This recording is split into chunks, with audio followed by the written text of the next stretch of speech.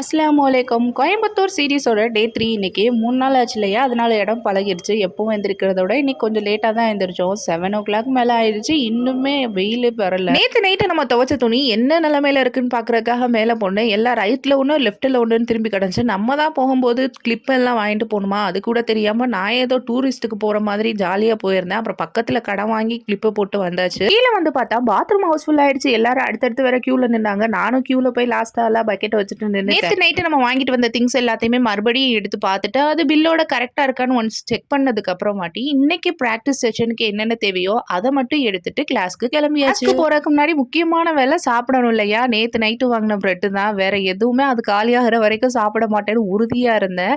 இந்த பிளேஸ் இருக்கா, இதுதான் எனக்கு மோஸ்ட் ஃபேவரட்டான பிளேஸ். இங்க இருந்து பார்த்தோம்னா வியூ அப்படி இருக்கும், வேற எங்கேயோ இருக்கிற மாதிரி இருக்கும். நமக்கு ஸ்ட்ரெஸ் எல்லாமே மறந்துடும். சாப்பிட்டு முடிச்சாச்சு. இப்ப கீழே போகணும் இல்லையா? 3 ஃப்ளோர் நம்ம கீழே இறங்கணும்னு நினைச்சாலே போன ஸ்ட்ரெஸ் எல்லாம் திரும்ப வந்துடும். மூச்சை பிடிச்சிட்டு கீழே இறங்கிட்டு கீழே போய் மூச்சை வாங்கிக்கிற வேண்டியதான். வேற என்ன பண்றது? நமக்கு தேவையான தண்ணி எல்லாம் நம்ம கீழே போய் தான் குடிக்கணும். ஃபர்ஸ்ட் ஃப்ளோர்லயோ செகண்டோ தேர்டோ எங்கேயுமே இருக்காது, கிரவுண்ட்ல மட்டும். இங்கதான் இப்படின்னு சொல்லிட்டு கிளாஸ்ல போய் பார்த்தோம்னா அங்க எங்கேயுமே தண்ணி இருக்காது. கிரவுண்ட் ஃப்ளோர்லயும் இருக்காது, அண்டர் கிரவுண்ட்லயும் இருக்காது. இங்க இருந்து நம்ம கொண்டு போற தண்ணியை தான் ஃபுல் டே வச்சு குடிச்சிட்டு ரிட்டர்ன் 2 டேஸ்க்கு நடந்து போறது அவ்வளோ ஒரு ஜாலியா இருந்துச்சு. இப்பெல்லாம் நடக்கிறத நினைச்சாலே கால் வலிக்குது. ரொம்ப தூரம் நடந்து போற மாதிரி இருக்கு. டே 3ல பிராக்டிக்கல் செஷன் இருக்குன்னு சொன்னாங்க. சீக்கிரமா வர சொன்னாங்க. நான் இன்னும் ஆர்வக்கோளாறுல ரொம்ப சீக்கிரமா க்ளீன் பண்றதுக்கு முன்னாடியே போயிட்டேன். அப்பதான் க்ளீன் பண்ணிட்டு ப்ராடக்ட் எல்லாம் அரேஞ்ச் பண்ணிட்டு இருந்தாங்க. ஸ்டூடெண்ட்ஸ் தான் ஒரு ஆளும் ஆர்டிஸ்டாவும் மாடலாவும் மாறிக்கணும். ஆர்டிஸ்ட் மாடல்னு சொல்லிட்டு நம்ம யூஸ் பண்ற டேர்ம் எல்லாம் ப்ரொஃபஷனலா இருக்கணும்னு சார் சொல்லி கொடுத்தாங்க. மார்னிங் செஷன்ல அக்ஷயாக்கா எனக்கு பண்ணுவாங்க, ஆஃப்டர்நூன் நான் அவங்களுக்கு பண்ணுவேன். இந்த பிரஷ் கிட்ட ஓபன் பண்ற அந்த மொமெண்ட் எப்படி இருந்துச்சு தெரியுமா?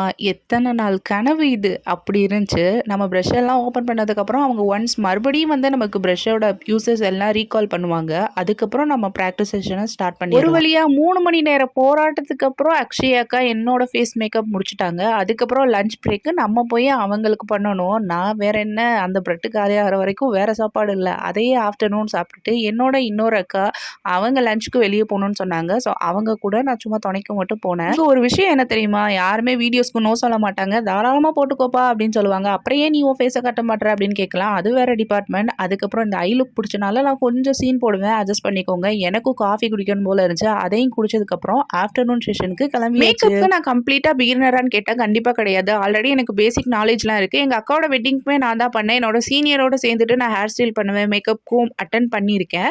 இருந்தாலும் இங்கேருந்து கிளாஸ்க்கு போகும்போது பேசிக்ஸ் இன்னும் கற்றுக்கிட்டு தான் போனேன். எதுவுமே தெரியாமல் போனோம்னா சொல்கிறது கஷ்டமாயிரும் சொல்லிட்டு சார் சொன்னாங்க பேஸ் கரெக்டாக பண்ணியிருக்கீங்க, லிப் ஷேட் மட்டும் கொஞ்சம் சேஞ்ச் பண்ணியிருக்கலாம்னு சொன்னாங்க. எனக்கு ரொம்ப ஜாலியாயிருச்சு. ஃபர்ஸ்ட் அட்டெம்ப்ட்லேயே இவ்வளோ பண்ணுறோம், கண்டிப்பாக போகிறதுக்குள்ளே நல்லா கற்றுக்கலாங்கிற ஒரு நம்பிக்கையோட நடந்து வந்தாச்சு. அங்கேருந்து சந்தோஷத்தில் நடந்து வந்துட்டேன். வந்ததுக்கப்புறம் தான் பயங்கரமான கால்வலி. ஃபுல் டே நின்றது ப்ளஸ் இன்னைக்கு நடந்து வந்ததும் செம்ம கால்வலி. என்னோட ரூமில் ஒரு மலையாள சேச்சி இருக்காங்க. அவங்க கிட்ட சொன்னோம்னா நமக்கு சாப்பாடெல்லாம் வாங்கிட்டு வந்துருவாங்க. அன்னைக்கு எல்லாரும் சேர்ந்து பரோட்டா சாப்பிட்டுட்டு அன்னைக்கு டே முடிஞ்சிருச்சு. வீடியோக்கு மறக்காமல் லைக் பண்ணிருங்க, என்னோட சேனலை சப்ஸ்கிரைப் பண்ணிருங்க. Thank you, bye bye.